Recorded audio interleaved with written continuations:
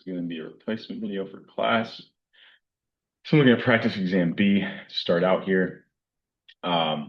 So I've got kind of two regressions here. One is kind of the naive regression where we're thinking about the relationship between age and medical expenses, right?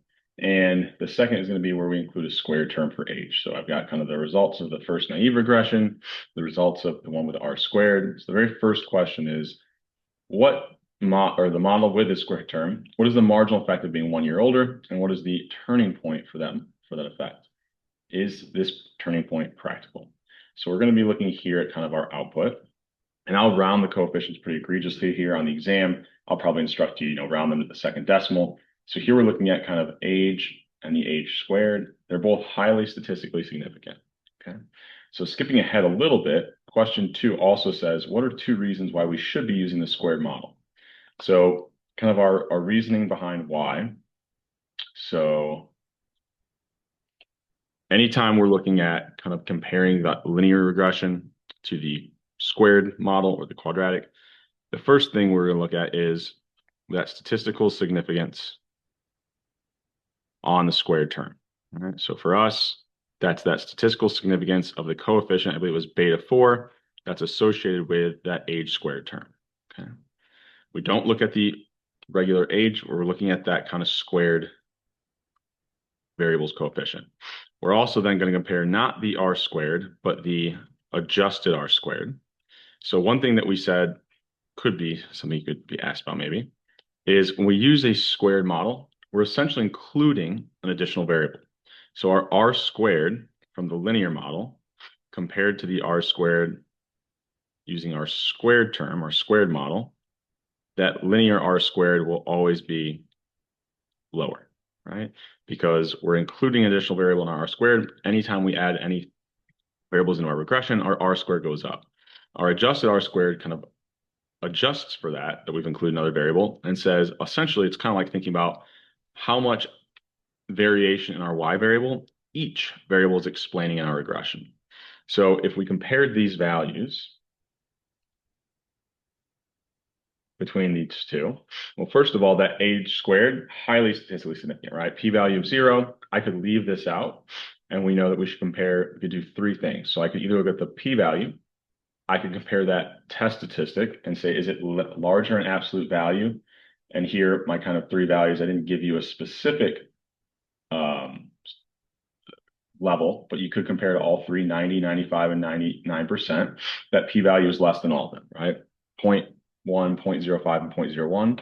But the test statistic is also larger in absolute value than the 3 associated test statistics of 1.65, 1.96, and 2.58. And we should have all of those kind of 3 burned into our head. So I've got this formula sheet. I'll actually add in what those test statistics are for the final exam, so you kind of have those references as well. And then the second thing we were saying, okay, well, this is an interesting case where, look, the R squared does go up, and so does the adjusted R squared. That won't always be the case. So don't simply stop at comparing the R squared. We need to compare the adjusted R squared. And it is a little bit higher with the squared term. So those are consistent, right? Both of them support the use of the squared model. That won't always be the case. You could kind of, especially if I had like a p-value of 0.09, maybe I can say that at the 90% level, that squared term is statistically significant. However, my adjusted R squared could go up, right? So those 2 things don't always have to align, okay? So the first question is, what's the marginal effect? So when we're thinking about the marginal effect, and here I'm going to ignore the additional control variables as I write this out. So I think I'm going to try to keep this consistent with what's in. So I had like beta 3 on age, and then beta 4 was on age squared. So if we looked at those values, pull them up here. So I got what? 1.62, or sorry, 162.16, and negative 1.12 if we're rounding to the second decimal. Okay. So those are kind of 2 values here. Let's see if I can get this to focus a little bit better. It's not great. So if I'm thinking about the marginal effect, we said it's essentially like we're taking a derivative of medical expenses in respect to age. If we did that, we'd be left with the coefficient on our linear term plus 2 times that coefficient on the squared term. So for us, it's negative. So what? 2 times 1.12 would give us 2.24. But then notice we are still left with whatever that variable we squared was, which in our case was h. Okay. So when I'm thinking about the marginal effect here, I would have to tell you what that value of age was. So I asked you for the marginal effect of being 1 year older. I have it written out in general terms, but I could also ask you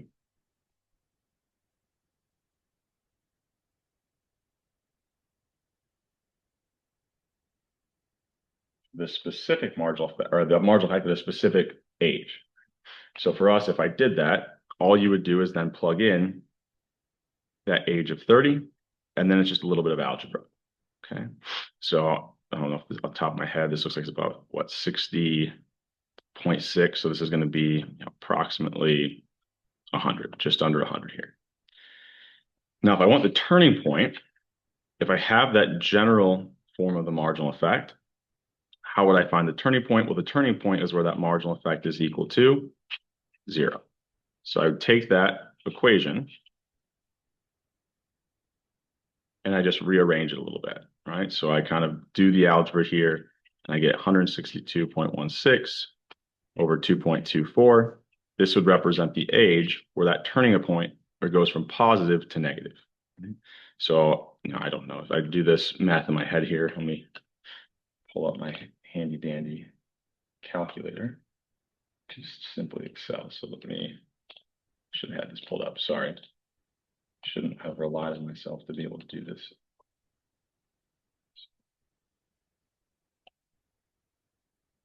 Excel, this computer.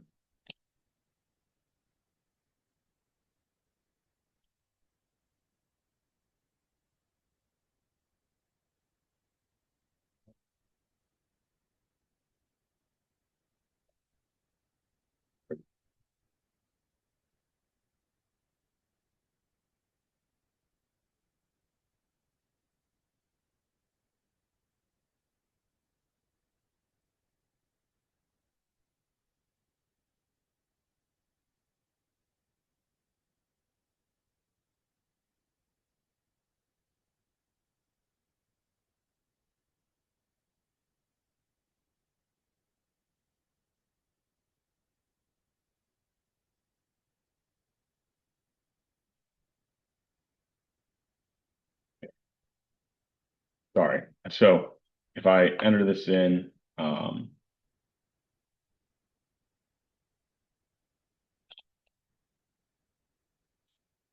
have to pull that one. It's a problem. 162.6 divided by 2.24. We get approximately 72.4 would be that turning point.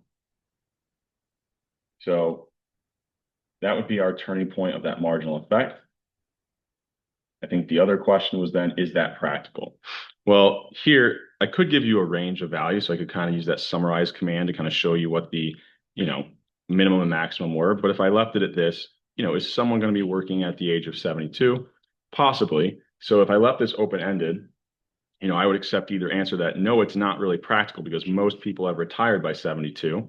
But it could also be, if you gave me the justification that there are some people who are still working at the age of 72, then it could be a practical turning point. So we're just thinking about, does this turning point make sense in the context of the variable we're looking at of age? And I'd say for us here, I would probably lean on that it is, right? Someone can be 72 and working, but once again, on the exam, I'd give you a little more specifics. I'd grade it either way, or I would kind of give you that output of what the minimum maximum of that variable was. Okay. Now, we could also make predictions. And so this is where we need to be a little bit careful when we're dealing with a model that has a squared term, because going back previous to the other exam, all we would simply do is take all of those coefficients, plug them in, right? Beta 0, beta 1, beta 2, beta 3, beta 4, right? We plug those coefficients in. We don't want to forget that beta 0, that intercept of the constant. So it's an easy thing to do when making these predictions. So make sure you include the constant here. we would just kind of plug in all these hypothetical values of the person to get kind of this expected value. Okay. So if I'm doing that, right, here's where I can pull this up so you can't see it. There we go. So we would have, we're trying to predict medical expenses.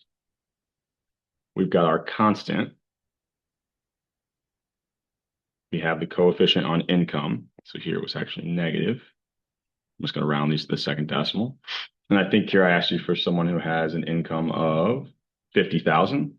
Now, income was told to us to be in thousands, so I would simply multiply it by 50. I then have the coefficient for the number of pre-existing illnesses. This person had 2. I would then have the coefficient on age. This person was 35. Now, what I don't want to forget is kind of the predicted value here would also be that age squared coefficient times whatever their age is squared. So we're just plugging those coefficients into our original regression equation, but we need to make sure that when we include the squared term, we're squaring that hypothetical value. Okay. And this would give us that predicted medical expenses for someone with hypothetical person. Once again, we could kind of do this back in the envelope. So let me see here, or do this little calculation. So 5,330 minus 0.77 times 50 plus 438.2 times 2 plus 162 times 35 minus what? 1.12 times 35 squared. Here.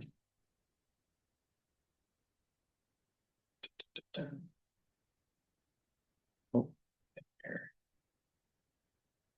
Times 2. It's good. So, what?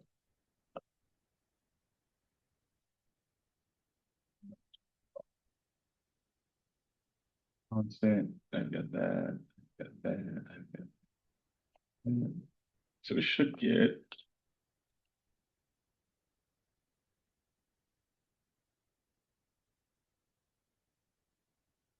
I have income in thousands here. Yes. Okay. So looks like my values are a little bit off here. So I think it's going to be about negative 194.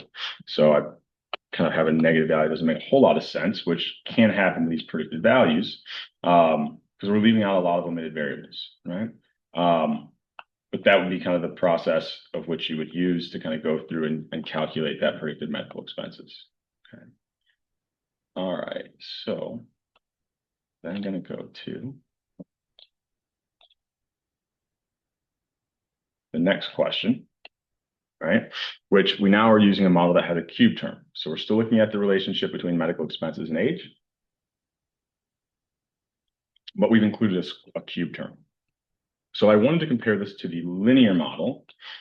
That was the first kind of naive regression that we had up here. I'm going to be looking at, once again, the statistical significance of my age squared and my age cubed variable. And I will also look at the adjusted R squared. So if I come down here, my adjusted R squared 1.139 is a little bit higher. So that would support using the cube model, or sorry, a little bit higher. So that would support using the cube model. Once again, we look at the adjusted R squared. If I looked at my age and age squared and age cubed coefficients, they're both statistically significant. So that would be my second reason. Now, the third reason, I run this joint significance test. So what that joint significance test does is it compares the cubed model, including these two coefficients, the age cubed and age squared variable, or on those. And it says, adding them in at the same time, is it jointly significant? Well, I've got an F statistic of 12, and it tells me the corresponding p-value. P-value is 0, so I would reject the null that they have no effect. I would say they actually do have an effect, so that would be my third piece of information. All right? So using this kind of joint significance test only compares my cubed model to the linear model. If I instead had asked you to compare it to the squared model, you can't use that.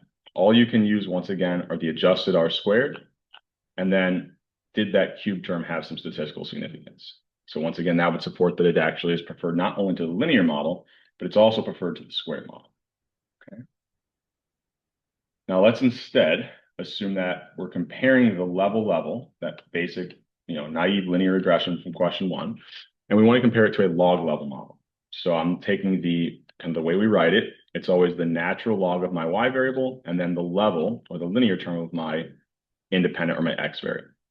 So if we find a higher adjusted R squared compared to that linear model, this would suggest that what? Well, a higher adjusted R squared means we're explaining more of the variation in that y variable. So that would say that the log level model is a better fit. So we can say that it's a better fit. Also, if we compared the level model, the log level model will most likely have a what? Lower or higher magnitude coefficient. So this one is a little bit trickier because I've now scaled this variable, right? I've scaled my y variable to be in the natural log. So if I think about how I'm making these interpretations, when we had just the linear model, I think here, what was our value? It was on the coefficient of age, it was negative 8.76. So what that's telling us is every time the x variable of age goes up by 1 unit, so a person is 1 year older, the predicted change in medical expenses would go down by $8.76. So not a huge change there, right? But if we're then thinking about our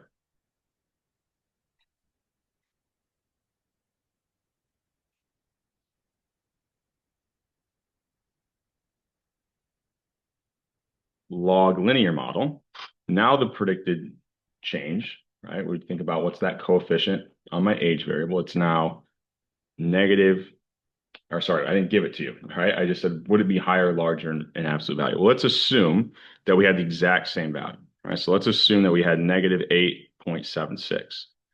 Remember the interpretation, we're going from a level to a linear to a level. Sorry, my goodness.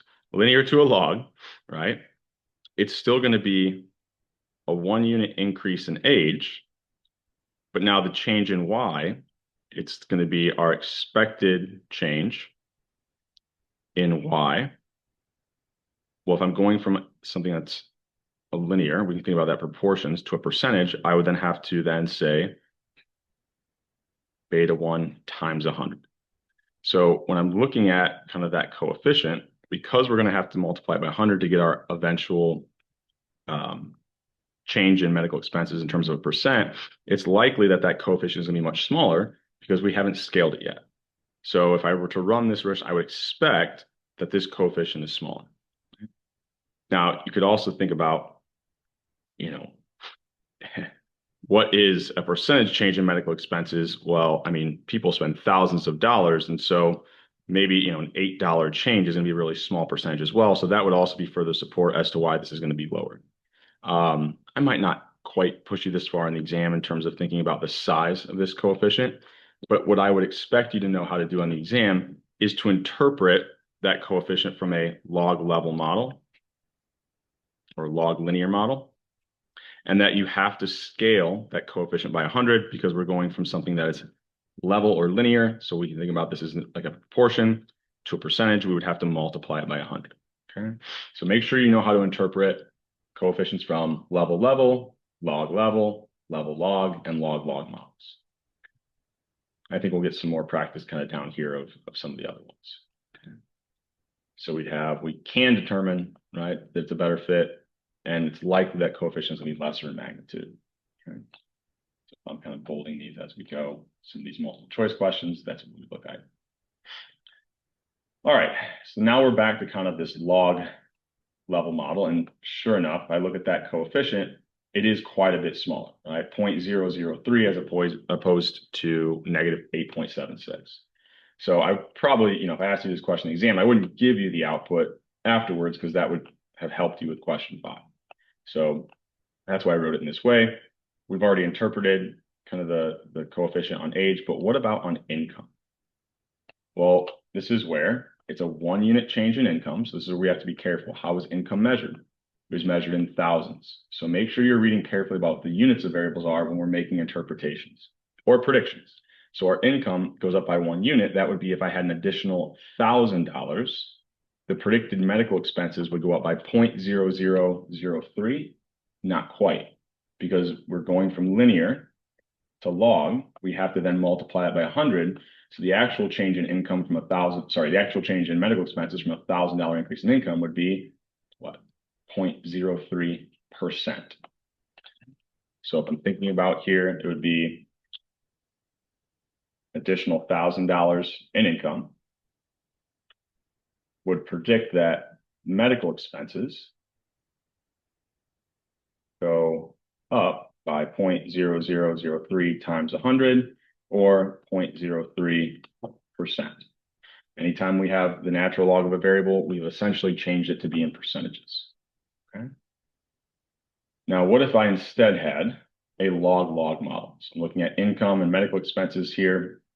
So how would I interpret this? I don't think I have that question here, but everything's in terms of percent. So if I had this output, the way I would now interpret beta 1 would be that income goes up. So I'll kind of add in this question here. So if income goes up by 1% is now the units because we've taken the natural log of income, then the predicted medical expenses of the individual would go up by 0.02%. Okay. So that wasn't on this practice exam, but we could add that and make sure we can do those interpretations from any model. Now, if I'm looking at the results of question 6, which one is going to be a better fit between medical expenses and income? So we've got the output of the two, right? Our log level and our log-log model. Once again, we really only have one major piece of evidence we could look at, but technically there's kind of two. So the one we really want to rely on, because when we are looking at, I've got the same number of control variables, I've got the same y variable, that adjusted r squared, it went up a little bit. So notice here's an example. Once again, the r squared and adjusted r squared both go up. That doesn't always have to be the case. So we don't want to look at the r squared. We want to look at the adjusted r squared. So because it's a little bit higher in our log-log model, that would be the model we prefer. So log-log model would be the one that we prefer. Now, another piece of statistical evidence that supports this is that the coefficient on the natural log of income has a p-value of 0.08, whereas from the log level model, income only has a p-value of 0.5. So that would indicate that this model, we're actually finding a statistically significant effect at the 90% level of the natural log of income. So it looks like here we probably have a better model as well. But the main one we would want to kind of rely on is that adjusted r squared. If anything, I would always default to looking at that. Now, if we don't use the model, it's a better fit. So let's assume that we go back and use this log level model. What is going to be true? Oh, and I think here I wasn't sharing my screen with you, so let me do that again. So in 7, we were comparing kind of these two regressions. Once again, the adjusted r squared is a little bit higher in that log-log model, and the coefficient on that log term is more statistically significant than on that level term from the other model. Now, the second part of this question is, what's going to be true if we use the model that's not as good? Okay. So we went through this in class, but it's been a while. So if I think about what I'm doing with a regression, so I've got my x variable and my y variable here. If I were to kind of plot what this looks like, maybe the data looks something like this. Okay. So if I tried to use a log level model, maybe I end up with, I don't know, a line of best fit that looks something like this. Well, what that means is on average across all of the x values, I'm getting predictions where I'm getting the average effect across all those x values. But notice for some of them, I'm always making positive errors, and for some x values, negative errors, and for some x values, I'm always getting positive errors. So if we use the wrong model, when we really should have been using a log-log, well, with the log-log at any x value, the expected error value of our error terms given x is equal to 0. If we use the wrong model, right here, well, that's where we said the expected value of our error term for different values of X was not equal to 0. So maybe I could throw in some distracting answers.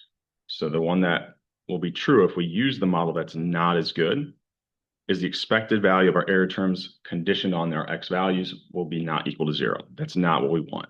In order for our linear regression results to be accurate, we need the expected value of our error term to be equal to 0.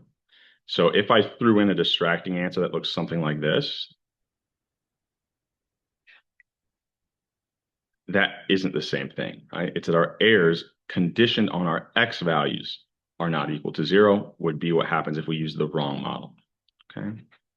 If we use the right model or the correct model, there the expected value of our error term at every single X value is always equal to 0, okay?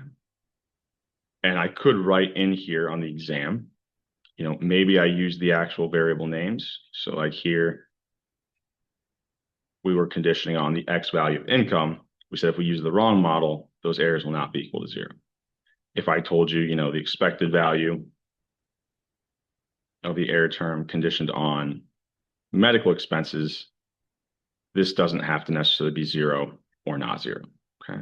So this is going to be the answer to our question because it was asking what if we use what if we use the wrong model, okay?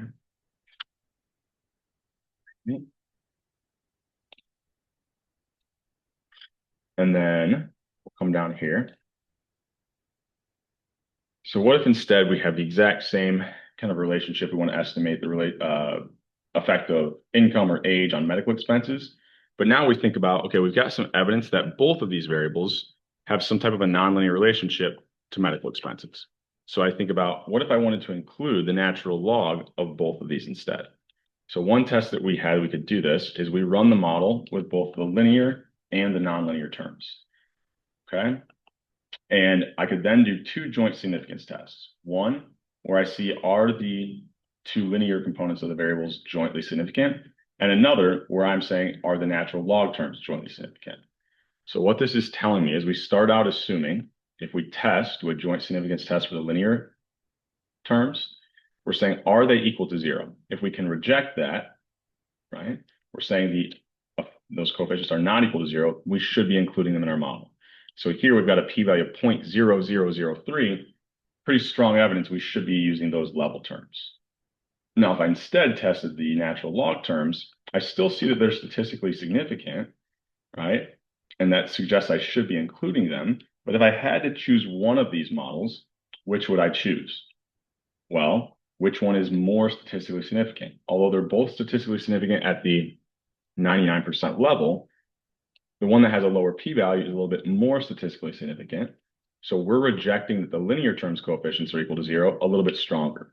So if I had to choose between the two, although both appear to have some explanatory power of medical expenses, the one that seems to have more would be these level terms or the linear terms. And the reason why is because that p-value from the joint significance test is a little bit lower than the p-value for the joint significance test of the natural log terms. Okay. All right. And then let's get some practice interpreting beta 3. So we are now looking at a level log.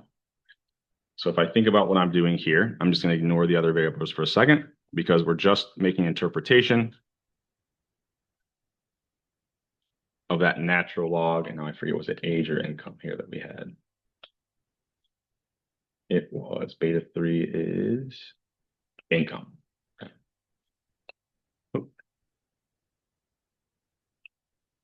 So we're taking the natural log of income, and this coefficient we found was 7.39. Okay. So if this is 7.39, how would I interpret that? So I've taken the natural log of income, so it's now a 1% increase, or 1 unit, my units are now percentages, in that X variable of income would cause the predicted Y variable, which is medical expenses, to increase by 7.39. However, because I'm going from a log to a level, it's like I'm going from a percentage to a proportion, in which case I would need to then divide it by 100.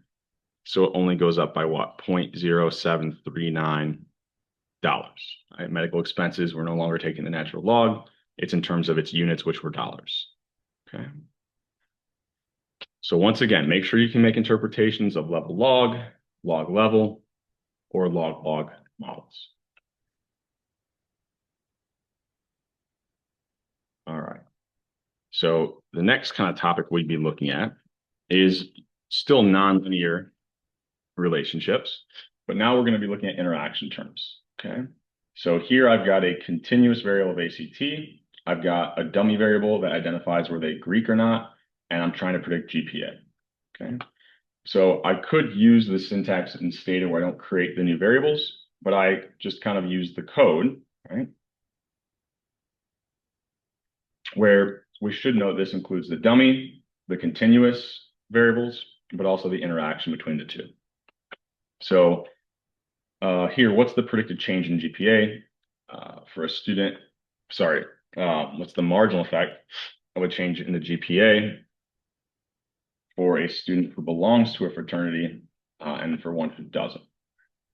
And here I probably should be a little more specific. So here I said I'm wanting to predict GPA using SAT. So I'd probably a little more careful in my language on the exam. What's the change in the predicted college GPA or the marginal effect of the ACT score for a student who is Greek versus not? Okay. So I'm going to write this out once again. So we've got GPA, and we want to predict it using, and here I should have got what? Make sure I'm making this consistent with the exam. So we had ACT first, then we had were they Greek, and we had that interaction and some additional controls. Okay. So the marginal effect of 1 point higher on the SAT, once again, it's like taking a derivative of GPA in respect to that variable we're interested in, which is ACT. So we'd be left with what? Beta 1 plus beta 3 times whether or not they're Greek. Okay. So if we grab those coefficients, we had the coefficient on ACT is 0.044. The coefficient on the interaction term was negative 0.034. We could now make our predictions. So the marginal effect of ACT for someone who is non-Greek or not a Greek, not in a fraternity or sorority, would simply be, well, if this is a 0, we would just be left with beta 1, or the coefficient on that continuous variable. Now, if we're looking at instead the marginal effect of ACT for a Greek student, well, this now becomes a 1. We have beta 1 plus beta 3, or the coefficient on the continuous variable plus that coefficient on the interaction term, which was beta 3 here. So, this is going to be what? Approximately 0.01. So because that interaction term was negative, we know that the marginal effect for whatever group was kind of a 1 for this dummy variable is here going to be a little bit lower. So the interaction term tells us whatever group we interacted that continuous variable with, right? The effect of that continuous variable, ACT, will be lower for that group because that sign was negative. If the sign was positive, we know that the marginal effect for that group is going to be greater or higher. Okay. Greater in absolute value, I should say. So here we kind of determine those. And then can I say there's a statistically significant difference in those marginal effects? So I can use the actual values to compute them. But what tells me if there's a statistically significant difference? The p-value or the test statistic associated with that interaction. So the p-value less than all of our conventional levels, less than 0.01, 0.05, and 0.1. So we can't say it's statistically significant. The test statistic less than absolute value than our kind of 3 critical values, which would be 1.65, 1.96, 2.58. Now there's another piece, and I think I forgot to mention this earlier. I said there was 3, and I skipped over it. if I didn't give you the p-value or test statistic, you could also use that confidence interval.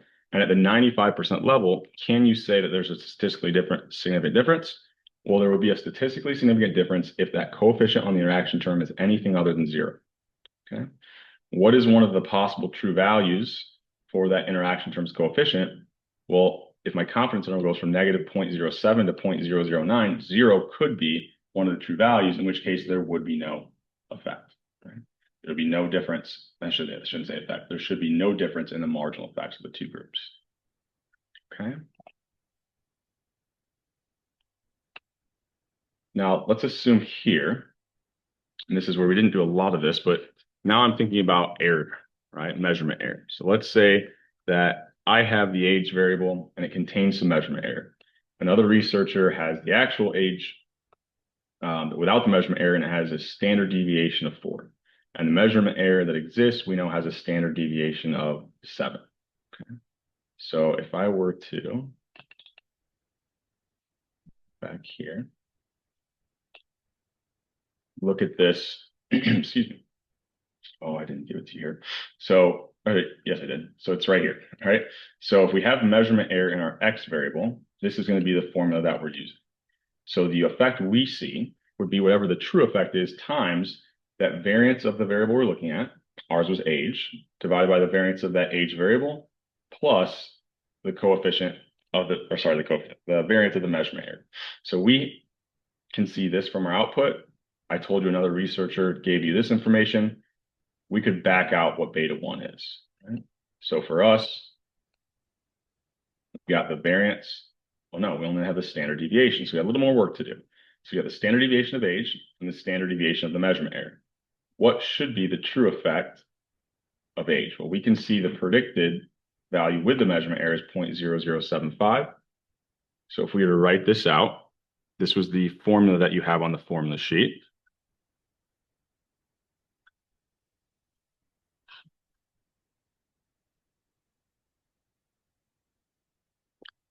Well, we found this from our regression with the error that, or with the variable that had the measurement error. So this is what? 0.075. And then, was it 4 and 7? So we were then saying, okay, the variance of x, well, we knew the standard deviation is 4, and the standard deviation of the measurement error is 7. So we would have what? 4 squared over 4 squared plus 7 squared. So once again, if I use my, what? So 4 squared, so 16 divided by 16 plus 49.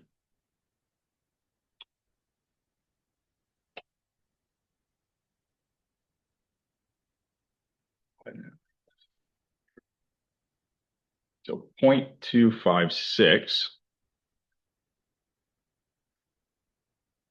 No, 0.246, right? Would be kind of the value of that fraction. So now it's just a little bit of algebra, right? So I divide both sides by 0.246. This would cancel. I have 0.0075 over 0.246. That should be the true value of my coefficient. So if I plug that into Excel here real quick, I get what? 0.03 would approximately be the value of the true coefficient I would have found if I had the data that didn't have the measurement error. Okay, so here I'm thinking about what is the true coefficient, and I wrote it out in terms of beta 1. Here was beta 5. Just changed the notation. We'd end up seeing that it's a little bit small or larger, right? Instead of 0.0075, we found 0.03. Okay. So kind of making sure here we're paying attention to things that are bolded. I wasn't given the variance, I was given the standard deviation. But then you'll always have this formula sheet on the exam. So this would be kind of what we're using. This is the coefficient you see from your results when you're using the variable that has measurement error. This is the variance of the variable without measurement error. You had to be given that by someone else because your data set didn't have that. And then somehow, we know what the variance of the measurement error looks like. Probably not the most practical thing in the real world applications, but let's say someone else had a data set and we could somehow get that variance. I was telling you what that was. All right. I think here, make sure there's not a question on here, but I'll add it in. Okay. So let's assume instead that I told you there was measurement error in my Y variable. So instead of an age, there was measurement error in GPA. So as long as that measurement error is random, right, we said our coefficient estimate should be unimpacted. So if I had measurement error in my Y variable GPA, the coefficient that I would find would still be 0.0075. It's only that measurement error that we're worried about in our X variable, whether or not it's correlated or uncorrelated with X itself. That's the one that we could actually find kind of what our bias would be. If there's random measurement error in our Y variable, it shouldn't impact our coefficient. It will impact our statistical significance, but that wouldn't be something I'd ask you about. We didn't dive as deep into that in terms of what way it would influence that statistical significance. I would simply ask you about what happens to the value or the size and magnitude of that coefficient. If we have measurement error in the Y variable, it should be the same. I shouldn't change it at all. Okay. And then just as a follow-up, if we do have measurement error in the X variable, we always know the coefficient is going to be what? Well, what does this fraction have to be? If I take something divided by something else plus another value, this fraction would always be less than 1. So if we do have measurement error in our X variable, the coefficient we see will always be small. So maybe a good way to think about this, if we're summarizing this, we have measurement error in X, our coefficient estimate will always be too low. When I say low, smaller in absolute value, so closer to 0. If we have that random measurement error in our Y variable, we're not going to have any bias in that coefficient estimate. Okay. All right.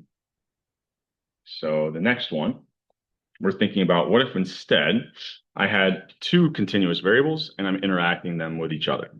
So now I'm trying to predict GPA, but I've got their high school GPA and their ACT scores. So I've included both of those variables and then interaction between the two. So if I wanted to find the marginal effect of scoring 1 point higher on the ACT on someone's college GPA, the high school GPA that would represent the turning point for this marginal effect would be what? And this turning point, is it practical or not? Well, I give you the range of ACT scores here in case we didn't know. So I think this was like an older version of the ACT score. I think it's changed since this old data, but I'd say it's 1 to 36. So how would I find the marginal effect of SAT or ACT score? So here, I'm thinking I'm trying to predict college GPAs, and we'll ignore the additional control variables for a second. Well, for a second, we don't need them here. So I had, sure, it's in the same order that we had the exam. So ACT was first. Okay, good. So we had ACT, high school GPA, and then the interaction between the two. So the values that we got from our regression output was negative 0.22. I'm going to round these to the second decimal, negative 1.27, and 0.07. Okay. So if I wanted to find the turning point, what I need to do is find the marginal effect. And I want the turning point of ACT. So I take a derivative in respect to ACT. I'm left with beta 1 plus beta 3 times whatever their high school GPA was, or negative 0.22 plus 0.07 times whatever their high school GPA was. Well, if I want to know the turning point, I set that marginal effect equal to 0. Then it's just a little bit of algebra. I end up with 0.22 over 0.07 would be that turning point. So if I'm looking at this here, it's going to be approximately 0.32. So does that make sense? Well, if I have kind of, excuse me, his turning point for high school GPA, I mean, you could see a GPA anywhere in between 0 and 4. So I guess, yes, it does make sense. But is it realistic? I mean, I don't think anyone getting to college has a high school GPA of 0.32, right? So on this one, I would probably not just tell you the ACT score range on the exam. I would also tell you kind of what that GPA range was. I would assume most people know it's like 0 to 4, but I would give you that just to make sure. This is a practice exam, was kind of thrown together quickly. But something else we could do, right, is that what if I instead asked you for the marginal effect of high school GPA? So I would then take a derivative of my college GPA, that was my Y variable, in respect to high school GPA. So now I'd be left with what?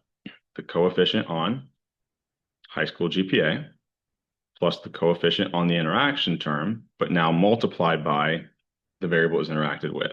So for us, that would be what? Negative 0.22 plus 0.07 times their high school GPA. Oh, sorry, looked at the wrong value. Negative 1.27.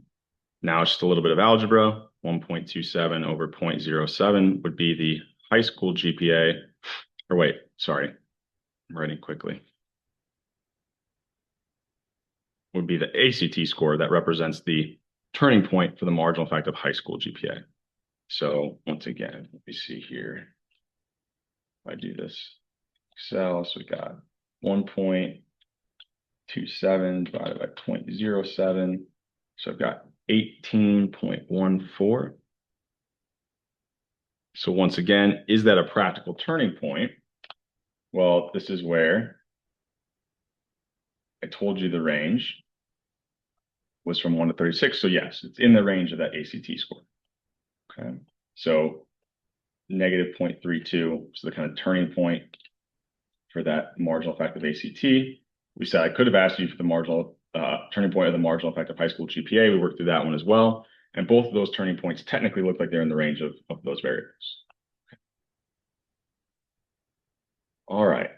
So that's working through all kind of the interaction term stuff. I think on Thursday, we'll focus a little bit more on some of the more recent stuff, which was fixed effects, and then looking at instrumental variables. Okay.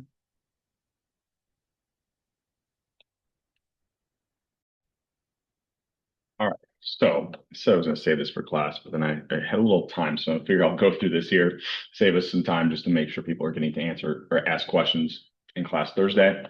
So I'll work through some of the fixed effects questions on this practice exam as well. So let's assume we've got 13, and I want to know, I'm trying to predict kind of that same thing using college GPA. But now I have that person's state's average income. Right? So I'm thinking about maybe individuals coming from wealthier states perform better at the, in college. And I also have how many classes that they skip. So to correct for time invariant state level factors, maybe wealthier counties tend to, people skip more classes. I don't know. I think that there's something that's constant, right, within these states. So I've got time invariant factors like average income that I think might impact some of the variables I'm trying to estimate, like the number of classes they skipped. So if I want to control for time invariant state level factors, I could use what? So if I have things that are time invariant, right, within a state, that's where we're going to use fixed effects. Okay. So it's something that doesn't vary across the subject, across different periods of time. Now I could also use fixed effects instead. So if I'm looking at time invariant state level factors, so this is where we have a panel data. I could think about, I've got my different subjects. All right, so this is like person one. I've got kind of what their state was. Well, they're always in the same state. So I could think about, I don't know, Indiana, Indiana, Indiana. And then I have different time periods, right?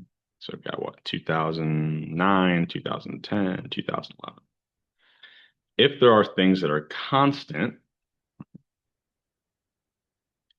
across whatever our time variable was, so here we kind of think about that's across years, within our subject, or I could think about within my state, whatever is constant, so it's like constant across time, I actually want to include the other, I guess, if it's constant across time within a state, then the fixed effects I actually want to use are at that state or subject level. Okay. Now, if I ever have anything that's constant across my subjects, or in this case, across my states, within a time period, so for us, this was, I guess to keep consistent, within a year, or my time variable, so this could be months, days, depending on the data set. Well, now it's constant across states. I want to include fixed effects for the things that it's not constant across, which would be time. So here, to control for things that are constant across states within the same time period, I would actually want to include fixed effects for time, which in this case, we were looking at years. Okay. So it wasn't asked this in the original question, but we could kind of think about what type of fixed effects we need. I could extend this to think about what would I need fixed effects actually for here. Well, I don't need just a fixed effects model. I need a fixed effects model where I'm using state fixed effects for the subject. If I instead had said time fixed effects, that won't control for things that are constant across time within a state, right? That would control for things that are constant across states within the same time period. Then if I have measurement error, well, if the measurement error is not specific to any year or any state, there I can't use fixed effects, right? It wouldn't capture that. So what I would have to use, we said one solution to measurement error, simultaneous causality, omitted variable bias, we can use that instrumental variables approach. So for us, we were looking at fixed effects for that first part and instrumental variables for the second. Okay.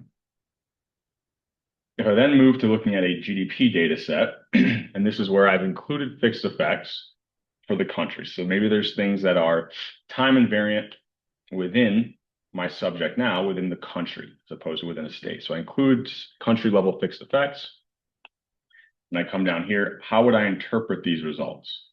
So if I'm looking at beta 4, that was my R&D. So as they put more money into research and development, what's the predicted increase in their GDP? It would go up by 29. And I'm sure here this was like in, I think I made it easy just to think about dollars, but right, it's likely going to be in like thousands. But just to make the interpretation easy, we'll assume everything's in dollars here.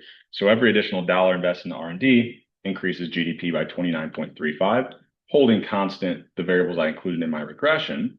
When I've included fixed effects for countries, what I need to make sure I add into that interpretation, it's holding constant health expenditures, population, and net trade of that country, but also any other time invariant factors specific to that country, or holding constant the country that I'm looking at would have to be added onto my interpretation there. Okay. So for every $1 invested into R&D, the expected GDP increases by what? Approximately $29, holding net trade, health expenditures, population, and the state, or whatever my subject was I was including fixed effects for, constant. To get full credit, we need to make sure we're including this last component. We're holding constant whatever we included that fixed effects for. Now, if we use fixed effects, what will that correct for? So if I instead used year fixed effects, or the time period I'm looking at, well, once again, whatever I include fixed effects for, that I'm controlling for that thing. So I'm controlling for the year. So it would be anything that affects all countries. And I said state here. I switched between my examples. We're now looking at countries, right? Sorry. It would be something that affects all countries the same within the same time period. So it's anything that is constant across all countries within whatever I included fixed effects for, so within the same year. So omitted variables that are constant for all countries within the same year.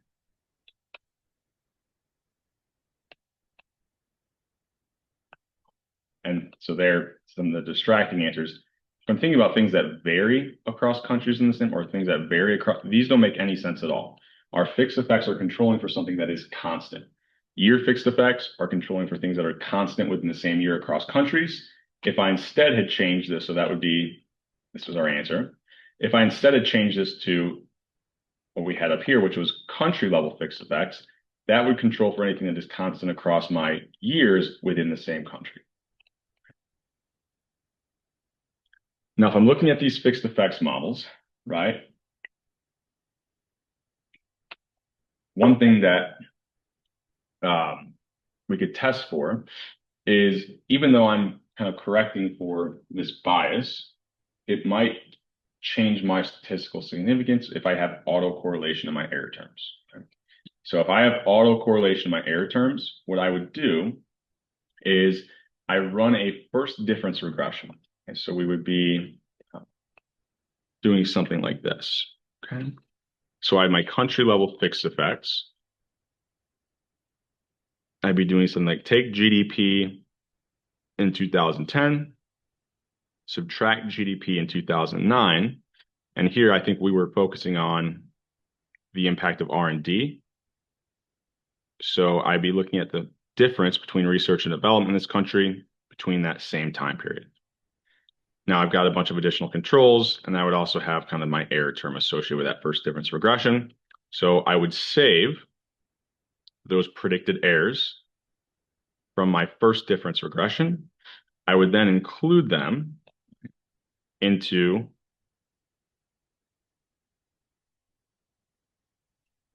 just a regression where I'm not looking at the first differences. So I'm looking at the same time period, but I include these predicted errors and all of my additional controls.